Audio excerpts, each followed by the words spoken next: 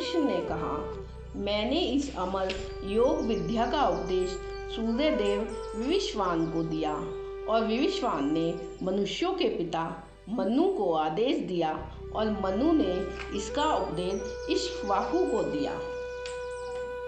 इस प्रकार यह परम विज्ञान गुरु परंपरा द्वारा प्राप्त किया गया और राज ऋषियों ने इसी विधि से इसे समझा, किंतु कालक्रम में यह परंपरा छिन्न हो गई, अतः यह विज्ञान यथा रूप में लुप्त हो गया लगता है। आज मेरे द्वारा वही यह प्राचीन योग यानी परमेश्वर के साथ अपने संबंध का विज्ञान तुमसे कहा जा रहा है, क्योंकि तुम मेरे भक्त तथा मित्र हो, अतः तुम इस विज्ञान के दिव्य रहस्य को समझ सकते हो। अर्जुन ने कहा, सूर्यदेव विविश्वान से आप पहले हो चुके ज्येष्ठ हैं, तो फिर मैं कैसे समझूं कि प्रारंभ में भी आपने उन्हें इस विद्या का उपदेश दिया था। श्री भगवान ने कहा, तुम्हारे तथा मेरे अनेकानेक जन्म हो चुके हैं, मुझे तो उन सब का स्मरण है, किंतु हे परतप, तुम्हें उनका स्मरण नहीं रह सकता है। यद्यपि मैं अजन्मा तथा अविनाशी हूँ और यद्यपि मैं समस्त जीवों का स्वामी हूँ, तो भी प्रत्येक युग में मैं अपने आदि दिव्य रूप में प्रकट होता हूँ। हे भरतवंशी, जब भी और जहाँ भी धर्म का पतन होता है और अधर्म की प्रधानता होने लगती है, तब तब मैं अवतार लेता हूँ।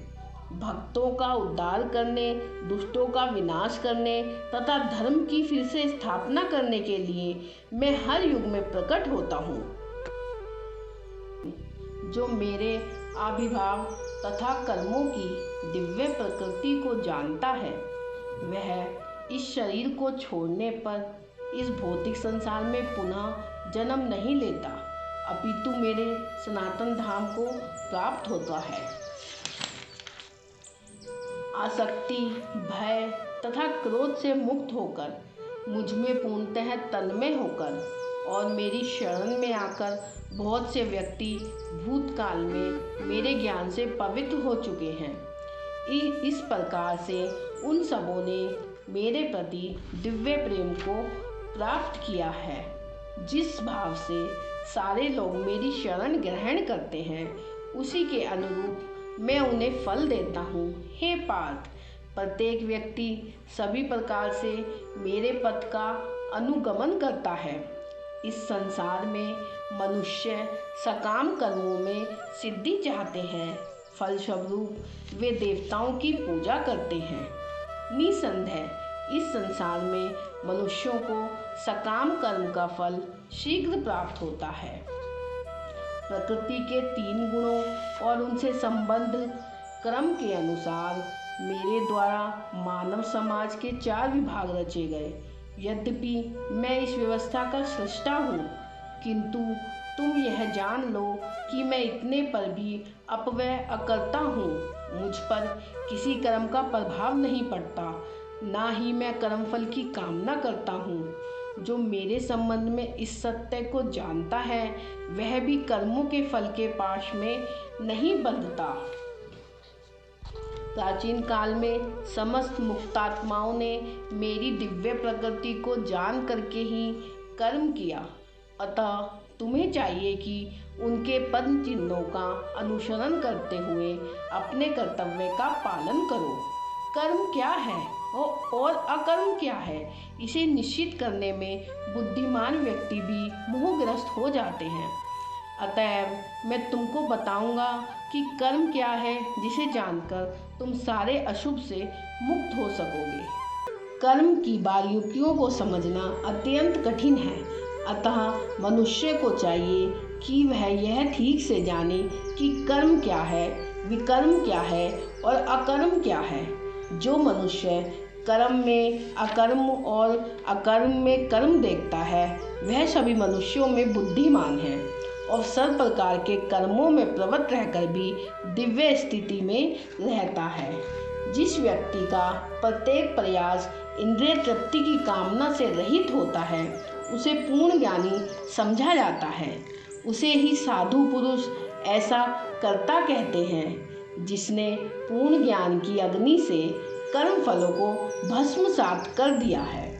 अपने कर्म फलों की सारी आसक्ति को त्याग कर सदैव संतुष्ट तथा स्वतंत्र रहकर वह सभी प्रकार के कार्यों में व्यस्त रहकर भी कोई सकाम कर्म नहीं करता। ऐसा ज्ञानी पुरुष पूर्ण रूप से संयमित मन तथा बुद्धि से कार्य करता है, अपनी संपत्ति के सारे स्वामित्व को त्याग देता है और केवल शरीर निर्वाह के लिए कर्म करता है। इस तरह कार्य करता हुआ वह पाप रूपी फलों से प्रभावित नहीं होता है। जो स्वतः होने वाले लाभ से संतुष्ट रहता है और जो द्वंद्व से मुक्त है और ईर्ष्या नहीं करता, जो सफलता तथा असफलता दोनों में स्थिर रहता है, वह कर्म करता हुआ भी कभी बंधता नहीं। जो पुरुष प्रकृति के गुणों के प्रति अनासक्त हैं और जो दिव्य ज्ञान में पूर्णतः स्थित हैं, उसके सारे कर्म ब्रह्म में लीन हो जाते हैं। जो व्यक्ति कृष्ण भावनामृत में पूर्णतः लीन रहता है, उसे अपने आध्यात्मिक कर्मों के योगदान के कारण अवश्य ही भगवत धाम की प्राप्ति होती है, क्योंकि उसमें हवन आध्यात्मिक होता है और हवि भी आध्यात्मिक होती है। कुछ योगी विभिन्न प्रकार के यज्ञों द्वारा देवताओं की भली भांति पूजा करते हैं और कुछ परब्रह्म रूपी अग्नि में आहुति डालते हैं।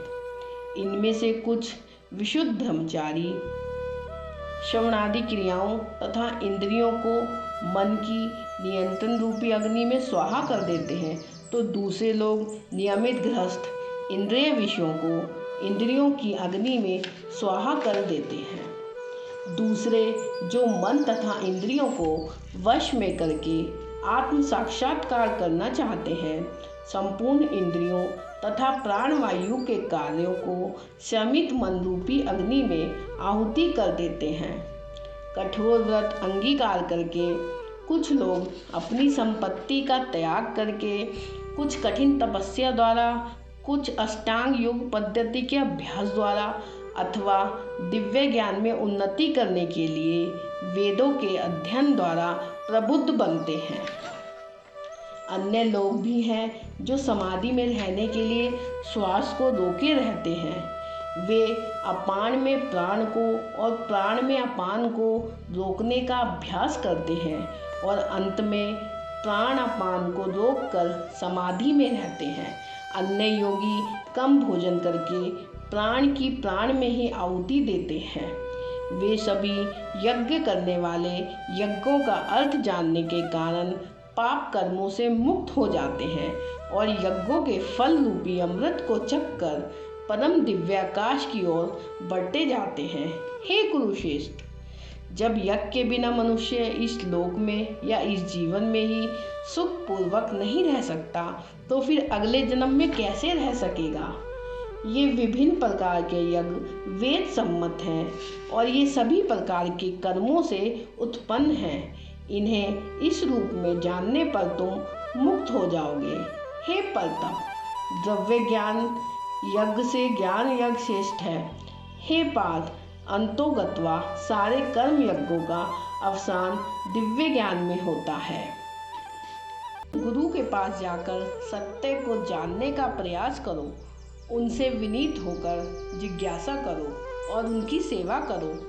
स्वरूप सिद्ध व्यक्ति तुम्हें ज्ञान प्रदान कर सकते हैं, क्योंकि उन्होंने सत्य का दर्शन किया है। स्वरूप प्रसिद्ध व्यक्ति से वास्तविक ज्ञान प्राप्त कर चुकने पर तुम पुनः कभी ऐसे मोह को प्राप्त नहीं होगे, क्योंकि इस ज्ञान के द्वारा तुम देख सकोगे कि सभी जीव परमात्मा के अंश स्वरूप हैं, अर्थात वे सब मेरे हैं। यदि तुम्हें समस्त पापियों में भी सर्वाधिक पापी समझा जाए, तो भी तुम दिव्य ज्ञान रूपी नाव में स्थित होकर दुख सागर को पार करने में समर्थ होंगे। जैसे प्रज्वलित अग्नि ईंधन को भस्म कर देती है, उसी तरह हे अर्जुन, ज्ञान रूपी अग्नि भौतिक कर्मों के समस्त फलों को जला डालती है।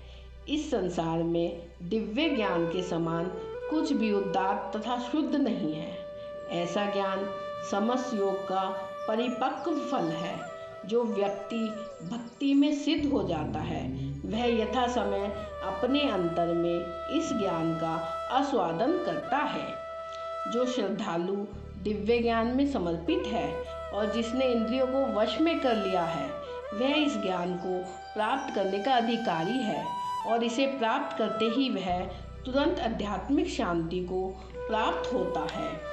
किंतु जो अज्ञानी तथा श्रद्धाविहीन व्यक्ति शास्त्रों में संदेह करते हैं वे भगवत भावनामृत नहीं प्राप्त करते अपितु नीचे गिर जाते हैं। संशयात्मा के लिए ना तो इस लोक में और ना ही परलोक में कोई सुख है।